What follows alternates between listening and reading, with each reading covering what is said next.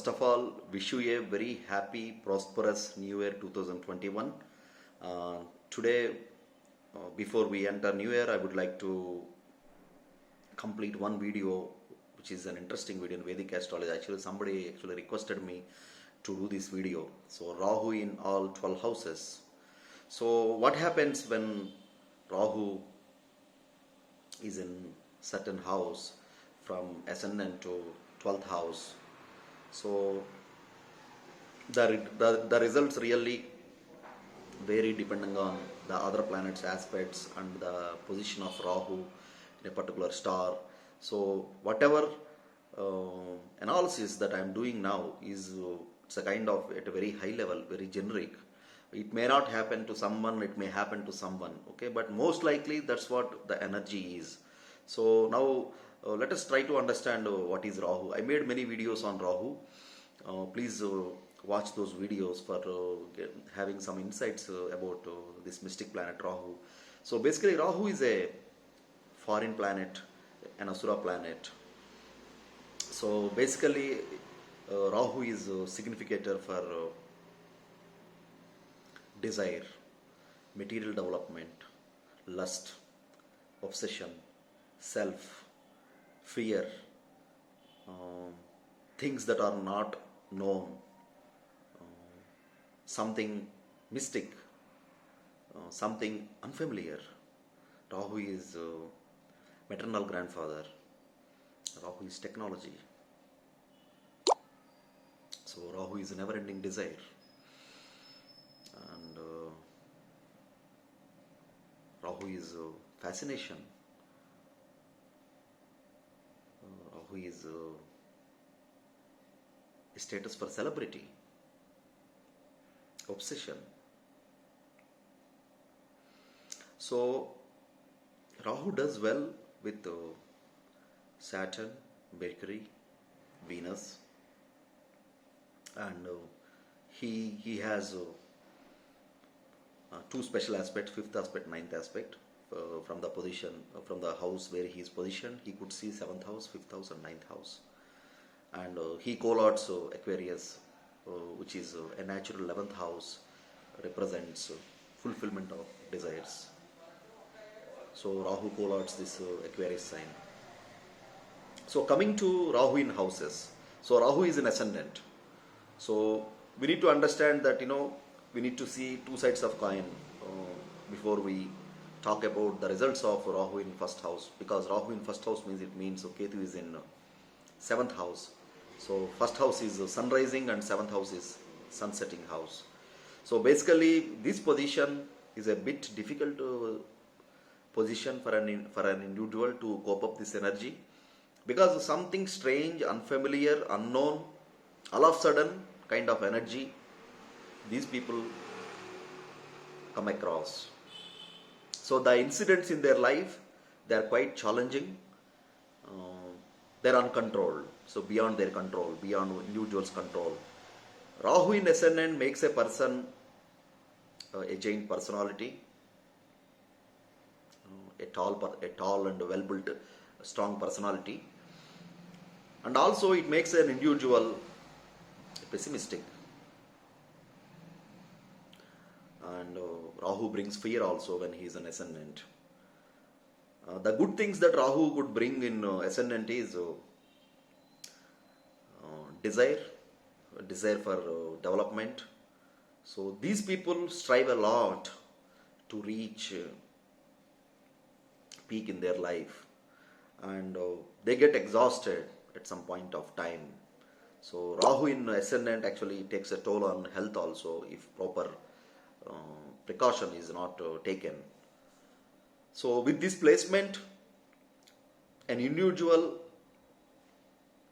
so he is said to be born in one place and he moves to foreign land, a different place, different culture, a totally different work environment, and he'll settle there, or he at least work there for a long run. So that's what Rahu in ascendant actually makes a person. So basically these people, they settle in either foreign or they live for a long time in foreign lands, because Rahu is also foreigner. So with this position, obviously Ketu is in 7th house. So as I always mention, Rahu is for obsession and Ketu is for illusion. So Ketu in 7th house, uh, it creates a lot of issues in terms of one is identifying a right partner. So once the partner is found, they face some challenges in getting married. And some people, they never get into marriage, they remain in relationship with this position. So if they were to marry, they have to cross their boundaries, push their boundaries. So it could be something like outcast marriage or out of religion marriage. And Ketu in 7th house, because Ketu represents past, so these people, they get connected with a person who was either their partner or the person whom they were loving in past. So it could be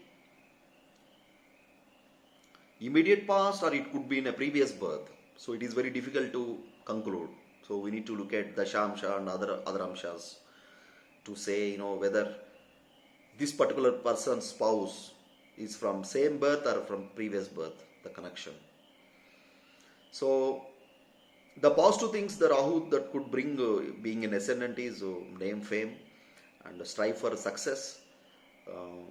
Because Rahu is technology, these people leverage technology to reach very good levels in their life. So Rahu in ascendant and Ketu in 7th house could create health related problems. So their partner, spouse may have hormonal issues, health issues, issues related to blood circulation. So they need to take care of their spouse health and about themselves also. So this position makes a person pass through a lot of hardships, face many challenges, fear in the society, because of the unknown things happening to them, unpredictable things happening to them. So they feel some kind of fear, perplexity, because Rahu brings all these qualities. On the positive side, yes, big entrepreneurs, big business magnates, big shots, they have this combination. Even celebrities also have. So coming to Rahu in 2nd house. So what is 2nd house? 2nd house is house of self-expression, bank balance, family, speech, food intake, eyes, vision. What else? The vices. It also 2nd house is one of the Maraka houses, and it also signifies second marriage. So Rahu in 2nd house, it represents there is some imbalance in this person's family. He never finds peace in the family. He struggles for the upliftment of family, and during the process, this person goes through a lot of turbulence and hardships. So these people with Rahu in 2nd house, it is very difficult for them to save money. They are very poor at financial management. So they spend money like water. But of course, Rahu in 2nd house gives a lot of resources for making money. For these people, the resources are abundant. They always have money at hand whenever they need. And coming to speech, yes, these people, they have very different and weird kind of self-expression and speech. So that's why these people get into issues.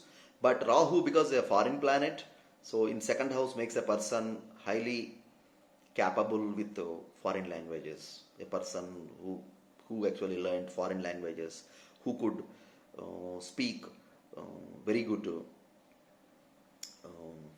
foreign language. It could be English or Japanese or whatever it is. So this position makes one's speech very harsh.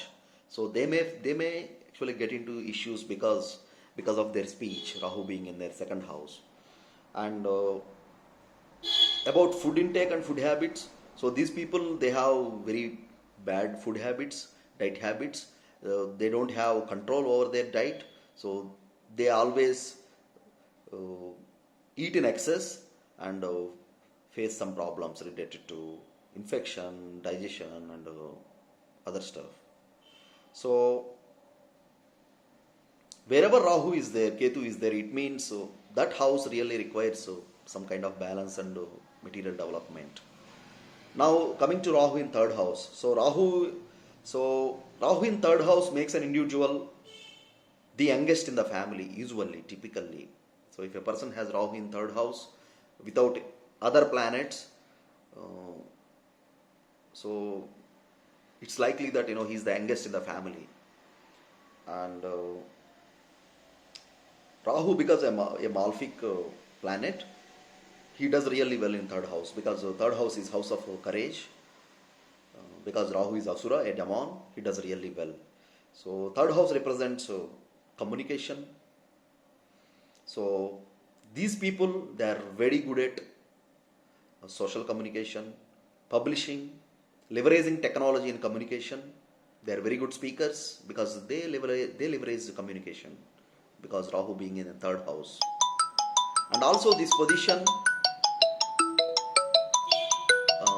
is very good for combating against enemies.